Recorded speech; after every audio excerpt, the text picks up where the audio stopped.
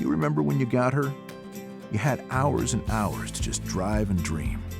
You spent your Saturdays fixing whatever needed fixing just to keep her running right. 20 years later, isn't it time you two got reacquainted? When you're ready, we're here. Because at LMC Truck, we know that while time may have passed, your passion for her never faded. Get her back on the road where she and you belong.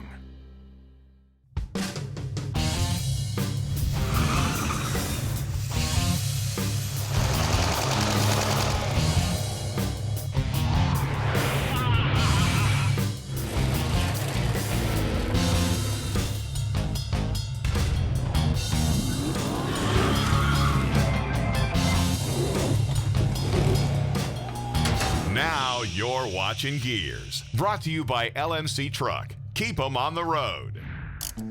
Hey, welcome to Gearz. You know, one of the most popular project cars to pick up is a second-generation Camaro because they made them for 11 years and there's a ton of aftermarket parts for them.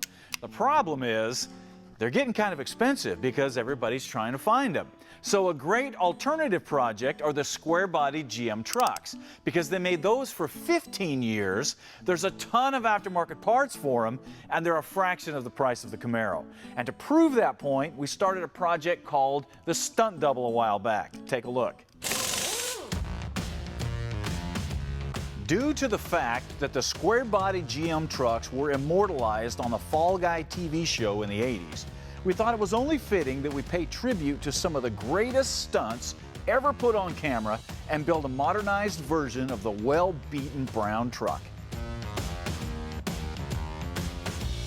So, we started with a $3,000 '86 Chevy 3/4 ton 4x4 long bed and began to build it into something that we'd like to see GM offer today.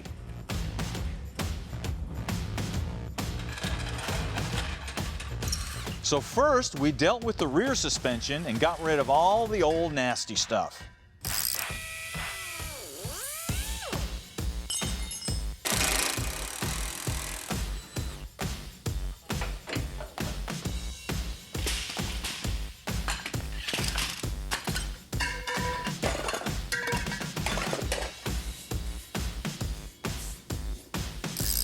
Then it was time for new parts. And in the rear, we upgraded the springs and flipped the shackles using parts from Off-Road Designs.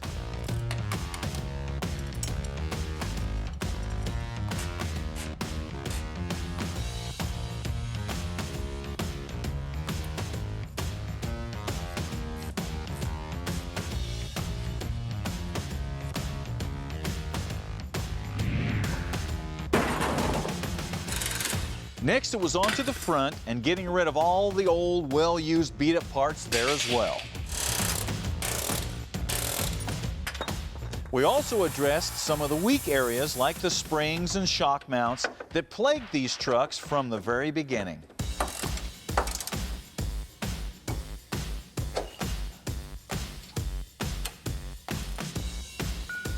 We rebuilt the stock 10-bolt axle with tougher components and strengthened the steering box area, which was always a weak spot.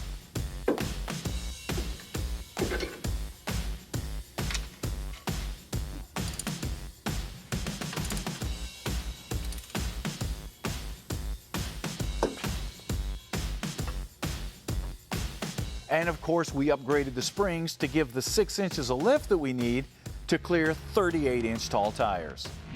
Big cutout fender flares will make sure that those big tires don't eat the body. And of course, the proper chrome roll bar and off-road lights and bumpers will give the truck the retro attitude it needs to grab attention and still look modern at the same time. Of course, the stock engine was on its last leg, so we dumped that and we dropped in a 500-horse small block Chevy from Blueprint Engines.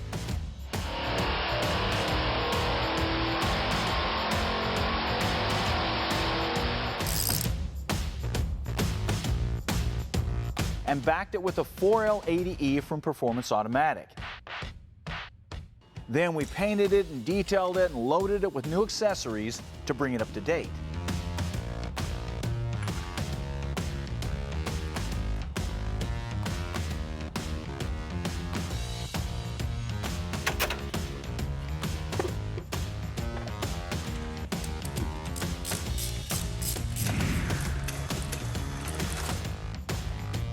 The stock transfer case was in good shape, so we just cleaned it up and reinstalled it.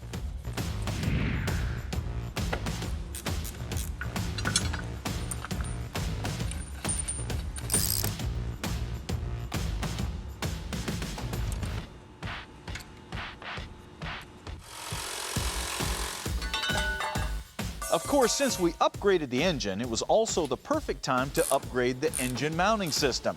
So a new cross member from Off-Road Design was fit in place. Then the drivetrain was shoved in place. Who put that starter there? And the final mounting points were drilled and fit for the new transmission cross member location.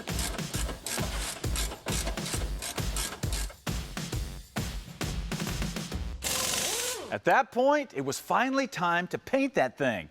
But since my paint booth is already full of a bunch of projects, we shipped it off to the guys at West Kentucky Collision Center because they not only do great collision work, but they're also well-known experts in the restoration of square body trucks.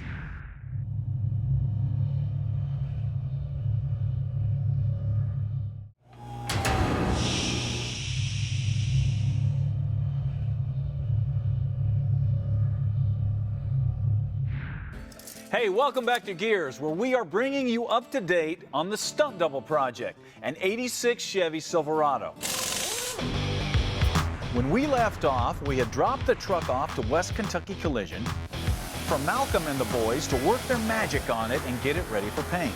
If there's one thing that you would warn people about a square body, what would it be? It'd be the rust. And the rust. In what areas? Well, the cab corners, the rockers, and the floorboards. I mean, that's pretty much it.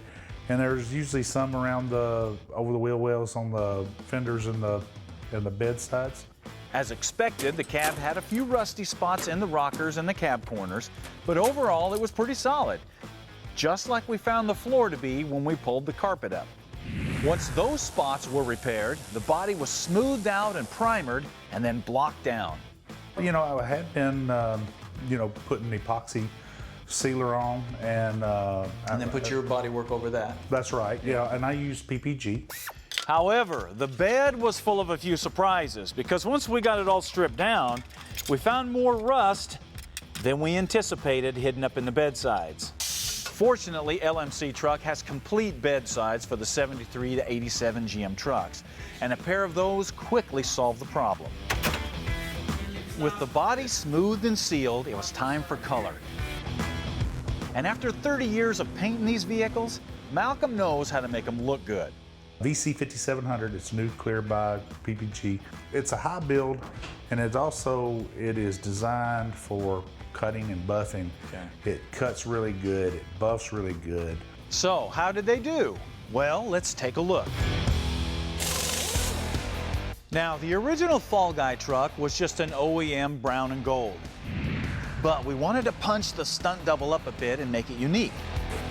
So for the brown, we used a PPG color called Rum Point because it has great depth and a nice metallic to it. And then for the second color, we used a gold metallic from PPG called Pot of Gold because just like the brown, it's got great depth and a nice active metallic. Then to separate the colors, we put a thin red stripe that blends well with the two colors and smooths the transition between them. The front fenders are the original fenders, but we upgraded the hood to an LMC cowl induction hood that just looks awesome. The bed sides and tailgate were all replaced with new LMC sheet metal as well, and the two-tone color continues all the way around the truck. The inside of the bed was left unpainted because it's going to get a coat of black Line-X to protect it. And now we get to start putting this all back together. So first, we're going to lay out the interior because we've made a few changes since you saw this last. If you remember, we were planning on putting in the new Pro Series bench seats from LMC with matching door panels. Now, since black was the only color available at the time, we created a two-tone look by painting the inserts with Color Bond upholstery paint. Now, this helped a lot to lighten the interior, but it still left us with more black than we wanted in a brown and gold truck. Well, obviously, there were other people that wanted another color option as well, because now LMC offers that Pro Series seat in this cool two-tone brown and tan upholstery. Now, this is the same split-back bench seat that you saw before, with its own seat track and mounting bracket, but it's not just the seat. They also offer a fiberglass headliner with the same upholstery, and they offer the two-toned custom door panels, same upholstery. They've got the sun visors, but the best part is this dash. Now look at this. This is a fiberglass dash panel, so it's going to fit better than the originals, but look at the detail here. The stitching, the contours, the vents. I mean, this is the kind of stuff that you used to have to go to a custom upholstery place to get and spend a lot of money for it. Now LMC has it in stock. Now granted, this is more expensive than just stock replacement parts, but it's also a heck of a lot cheaper than you would pay at an upholstery place, which makes this the perfect choice for those people that want to rest them on their vehicle. All right, let's get it in place and see how it looks. First, the sound deadener and carpet goes in, and even though this is a custom fit carpet, there's always some trimming involved in getting it to fit perfectly. Next, we'll mount the seat, and that's as simple as bolting in the new seat bracket and then bolting the seat to that. Then we'll slide the door panels in place, followed by the dash, and then all of our trim pieces. Also, since we've changed our interior color, we need to look at these panels here and make sure we still like the color that those are, because now is the time to change it if you don't like it. Then we can pull everything out, take care of this little detail stuff, then we're ready to start putting this thing together for the last time.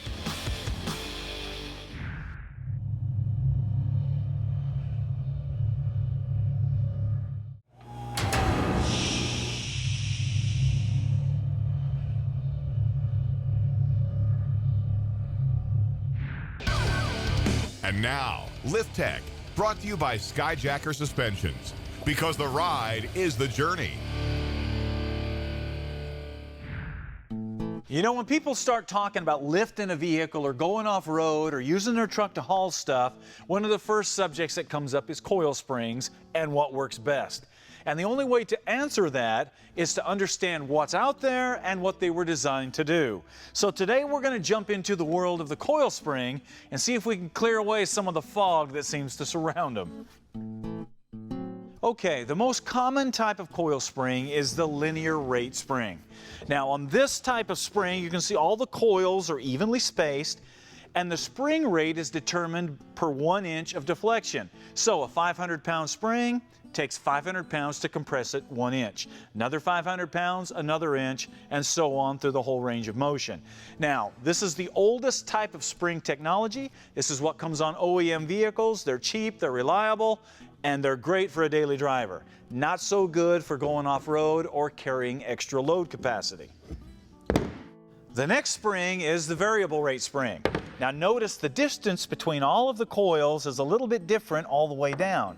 This allows the spring rate to change and increase as the spring compresses. So it's great for throwing on some extra weight. It's great if you get the vehicle airborne, because this is going to absorb those impacts better and not bottom out as much. The downside of a variable rate spring is that they naturally limit spring compression and up travel, which is important when you're off-roading. And they're more expensive than the linear rate springs. Finally, there is the dual rate spring, and it's kind of a cross between these other two, because as you can see, it's got two distinct linear rates, which makes it variable, but in a different way than this. As you can see, the top stage is closely wound, lighter rate coils that compress first. That's where you set at ride height. Then, as you need more spring, it transitions into the second stage, which has a higher spring rate. This design is great for load capacity, so when you drive around with an empty truck, the first coil determines the ride height and the normal suspension travel. Then, when you throw junk in the bed or hook to a trailer, the spring transitions into the heavier spring to handle it. This design is also great for long travel off-road suspensions. In this application, the lighter spring is designed to be a flex coil, which are mostly compressed at ride height. So the heavier spring provides control and stability during increased suspension movement. Then when things get really crazy and the axle needs to articulate, the upper spring expands and separates to give you extreme flex in off-road situations.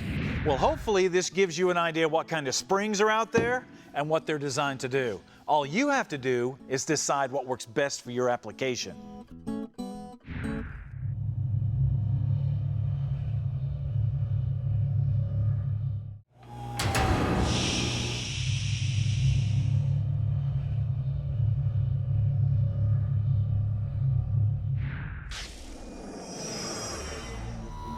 And now, Parts Bin. Everybody knows how cool the Chevy LS engine is, but the one thing most people don't like about it are those coils that mount down on the valve covers. It's almost impossible to make those look good. Well, Holley saw a need and came out with these two-piece LS valve covers that allow you to hide those coils inside of a cool finned aluminum valve cover. Now, it starts with this base that bolts to virtually any LS engine, from an LS3 all the way up to a 7. It retains the stock valve train clearance, the baffling, and even the vent system. And this bolts down on the engine first and seals like a traditional valve cover. Then you have spacers and hardware to mount either first generation or fifth generation coils. Then you cover it all with the finned aluminum lid, and the plug wires exit out the side for a nice clean look that just screams retro hot rod. No more plastic, just real metal, real fins, and really cool. And no more of that. If you want to make an LS engine look like a classic hot rod engine, the Holley two-piece valve cover is the way to do it. When you're working on a project, there's always one area that's going to need some extra attention, and that is the doors, because there is so much wear and tear that goes on with them, especially on an old truck. Now, most people know that LMC has been offering outer door shells for a long time, but there's a lot more to restoring a door than just the outer shell. It usually breaks down into 3 different categories. First, you have the mechanical aspect of the door, which is the window channels and the window tracks and the rollers, the hinges, all of the rollers and the push-pull rods, and all of the hardware for the door latches. This is everything that makes the door work properly. Then you have the weather stripping, not only for the side windows, but also for the vent windows and around the external part of the door. Then finally, you have the interior look good stuff, like door panels and armrests and trim and all of the exterior chrome stuff. Now, obviously, you're not going to find this at an auto parts store. You're not going to find it in a junkyard. You're not even going to find it at a dealership. Only place to get this is a place like LMC that specializes even in the little tiny hardware you can't find anywhere else. And the best part is, it doesn't matter if you're working on Ford, Chevy, or Dodge, they got it for all of them. So, if you need to restore your doors, LMC Truck can help you out. You know, one of the best tools that you can have in a shop is an engine hoist or a cherry picker, because this is what allows you to pull engines in and out of your project. But a hoist is only part of the equation, because without some sort of leveler, there's no way to control the angle of the engine as it's hanging on the hoist. And one of the best levelers out there is the pivot plate from Max. Now check this out. This is made out of heavy-duty steel, and it's designed to bolt right in place of your carburetor or your throttle body, and they have adapters if you're dealing with the later model fuel-injected engine.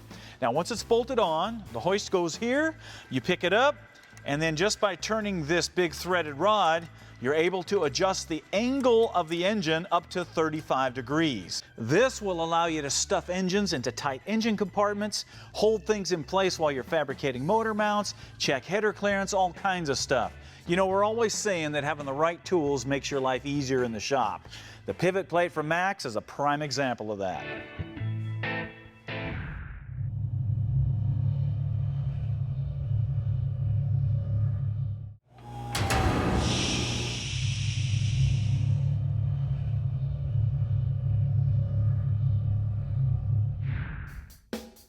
What are you working on? Brought to you by Woodward Fabrication, selling quality metalworking equipment since 1966. Today's What Are You Working On comes from Andrew Sterniolo from Virginia Beach, Virginia, and his project is a 1979 Cushman truckster.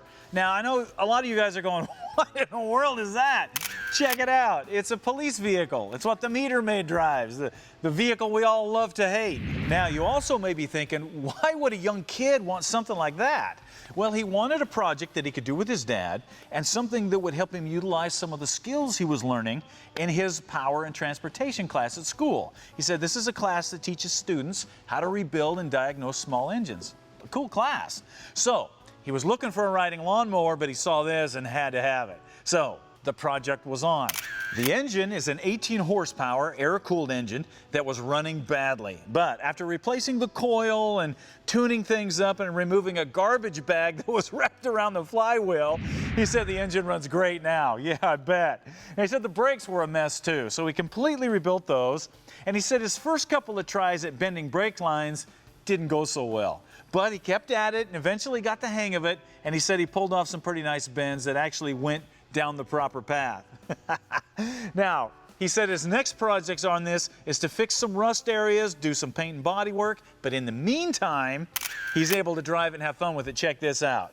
And that's what's so cool about these kind of projects, or a motorcycle or a tractor, especially for a young person, because you learn so many skills doing this kind of thing that will translate into your next project. So, Andrew, to show what a great project this is, we are going to give you a bead roller from Woodward Fab. Now, it's not just the bead roller. As you can see, it comes with all the dies that you're going to need to really roll some nice panels. Also, since you are a gearhead, we're going to give you one of our gearhead t-shirts, and we're going to give you one of our project planning books. This way you can keep track of all the things you're doing to that truckster. And you know there's a lot. Also, we're going to give you one of Wheel Hub magazines so you can check out some of the high-end stuff that's going on around the nation in cool garages. And we're going to give you one of our children's books, The Purple Bicycle, because you'll get a good laugh out of that. Now, for the rest of you guys, if you want to get in on this, want to get your project featured on the show, man, you got to send it in. Let us see what you got.